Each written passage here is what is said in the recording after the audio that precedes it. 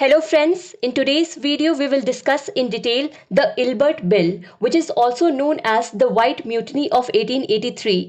This bill is also very important because it is one of the main reasons because of which Indian National Congress was formed. So let's start.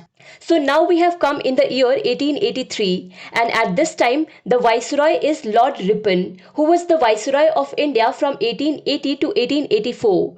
Lord Ripon was a very liberal person, and the law member of the Lord Ripon's Executive Council was Sir Courtenay Peregrine Ilbert, short name C.P. Ilbert. Here we should remember that the concept of the law member of the Executive Council was started in Charter Act of 1833, and the first law member was Lord Macleay. We discussed all this in detail in the video of Charter Act of 1833. Okay, now coming back to Ilbert law. Basically, C.P. Ilbert, who is the law member, had drafted this bill, and that is why in the name of Ilbert, this bill is called Ilbert Bill. One thing to notice here is whether this Lord Ripon is a deity man. He named the bill after Ilbert. This man does not want to take any credit for himself. But one thing is sure, whether he is a deity or not, this man is definitely intelligent, because with the introduction of the Ilbert Bill, Sir Ilbert was welcomed with shoes and slippers only. Basically, with the introduction of Ilbert Bill, this bill had to face severe criticism and opposition. This bill was criticized not only by those British people who lived in India but also by Britishers living in Britain. So it would be very interesting to know here that what was there in this bill which Britishers not only wanted to stop, but due to this a huge controversy had also started. The main purpose of this bill was to eliminate racial discrimination from jurisdiction. Means whether the judge is black or fair, both the judges should get equal powers. Basically, this bill wanted to change the existing laws of India so that Indian judges and magistrates can also give verdict on those Britishers who have done any criminal activities and the person on whom criminal cases are going on at the district level. What used to happen was that never before Indian judges could not handle the cases of Europeans living in India, except in the cases of Presidency Town, which was in the case of Bombay, Calcutta and Madras. Means Indian judges were hearing the cases of Europeans in Presidency Town, but Indian judges were not allowed to handle the cases of Europeans at small town, district level and in interior and remote areas. Now, because Ripon was a liberal person, he expressed his desire to eliminate this discrimination. That is why Lord Ripon introduced Ilbert Bill in 1883. But due to heavy opposition, it had to be withdrawn. And once again in 1884, Ilbert Bill was brought, but after many changes. This bill was passed in 1884 in a diluted form. Let's see why this whole controversy was created here. After all, why Britishers did not want Indian judges to handle their cases. Here, women power had created maximum uproar regarding the Ilbert Bill, that is, the British women living in India. Because at that time, there were such rumors that during the 1857 revolt, Indian soldiers had molested British girls and women. So the first thing is that British women were feeling very uncomfortable coming in front of Indian judges in these cases. Maybe thinking about the Indian judges, the image of Indrajit Chadda would have come to their minds. And so in such a situation, anyone can lose their sweat.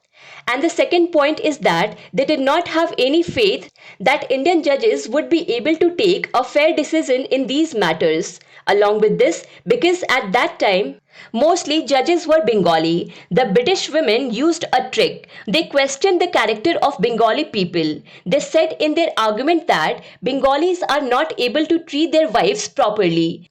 If they do not respect them, then what is the guarantee that they will treat British women properly? Along with the British women, the owners of indigo and tea plantations also opposed this bill a lot. Basically, these people used to make Indians work like bonded laborers. And if somehow someone made a complaint against them, so because the judge was their own person, the matter would have been settled by taking something. But because of the Ilbert Bill, if an Indian judge had come, then their difficulties could have increased. So these people were trying their best to stop the Ilbert Bill, and the ego of the people sitting in Britain was hurt by this bill that now these black people will tell us the decision. So it had become a question of their respect. So there was pressure from all sides to stop the Ilbert Bill, and the poor Indians were watching all these events sitting in a corner.